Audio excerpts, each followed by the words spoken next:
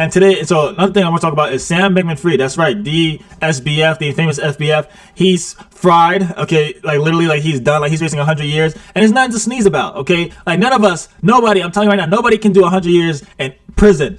Take a mattress, put it in your bathroom, and do 100 years of that. Nobody's doing that. Nobody's doing that. Like, that's crazy. Okay, but he might have to do that. And I'm not even wishing that he does that. Okay, disclaimer, I was not affected by the FTX crash, but I know people who were. So, but I heard they're going to be getting their money back. But still, like 100 years? I mean, Bernie Madoff, deserved, what he got. I guess SBF kind of did the same thing.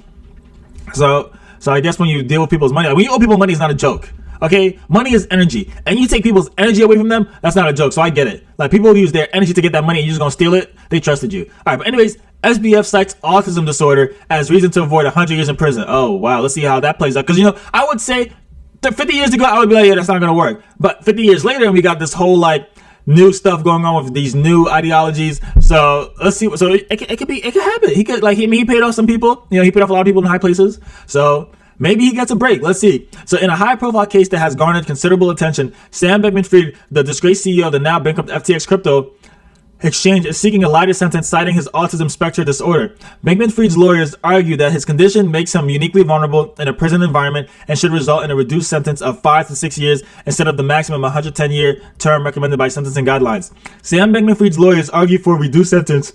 According to a Fortune magazine report, in a sentencing memo filed by Bankman-Fried's legal team, they contend that his autism spectrum disorder puts him at a high risk of violence and extortion from other inmates due to his behavior. In prison, everybody, I don't know from personal experience, because I have never been to prison or anything like that, but from what I've seen in the videos that I've watched, doesn't matter if you come in there skinny, fat, buff, whatever, you're a target. In prison, 100 years, somebody's going to fight you. You're going to have to fight. So Sam Bankman-Fried's attorneys also note that he may have difficulty responding to social cues and unwritten rules in the prison environment, which could lead to misunderstandings and conflicts. The memo also mentions Bankman-Fried's struggle with anhedonic depression, for which he has been taking medication since his college years. Now he's going to throw depression out there. Let's see, anhedonic depression. Let's see what that's all about. So I'm just going to look it up real quick. It's the inability to feel pleasure. That's not true. If that was true, he would not have bought all the things he did. He would not have put his name across all billboards. He was trying to pretend to be frugal. He wasn't being the truth. So Bankman-Fried was found guilty of 7 counts related to fraud, including misappropriation of customer funds. The allegations involved the misuse of funds for personal gains, leaving customers, some of whom lost their life savings, in financial distress. That sucks. Prosecutors have yet to file their sentencing recommendations. However, the sentencing guidelines suggest a staggering prison term of 110 years, reflecting the severity of the charges. Letters of support. So people are supporting him. Of course, it's going to be his family and friends and individuals we know who have reportedly submitted letters of support to the judge, highlighting his positive attributes and social behavior. They're like, oh yeah, he was a good guy. He just stole $100 million.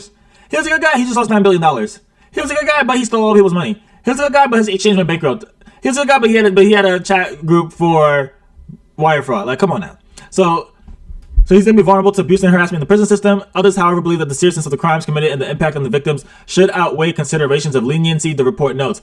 Advocates further contend that the neurodivergent individuals may require accommodations and support to ensure fair and just treatment. They emphasize the need for sensitivity training among prison staff and the development of appropriate frameworks to address the unique challenges faced by individuals with autism. On the other hand, critics contend that the severity of the crimes committed should be the primary factor in determining the appropriate sentence. Sam Bankman-Fried's hearing is scheduled for March 28th. So March 28th, everybody, we're gonna be on the lookout for this.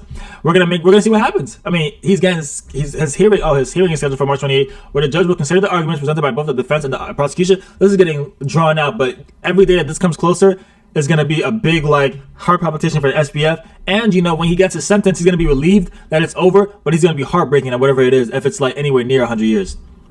As the sentencing date approaches, the court's decision will have an impact not only on SBF, but also on the broader discussion surrounding fraud cases within the crypto industry ecosystem, as well as the potential for increased regulatory crackdowns to prevent similar cases. So they might make him an example. As of now, FTX native token FTT is currently trading at 1.815, recording a sideways price movement over the past 24 hours. However, the token has gained 5% over the past 7 days. People who are trading FTT tokens, they're just betting on whether or not FTX does come back. But who's gonna put their money in FTX again? Fool me once, shame on me. No more saying fool me once, shame on you, because now with crypto, fool me once, shame on me. Yeah, people cannot afford to get fooled even once.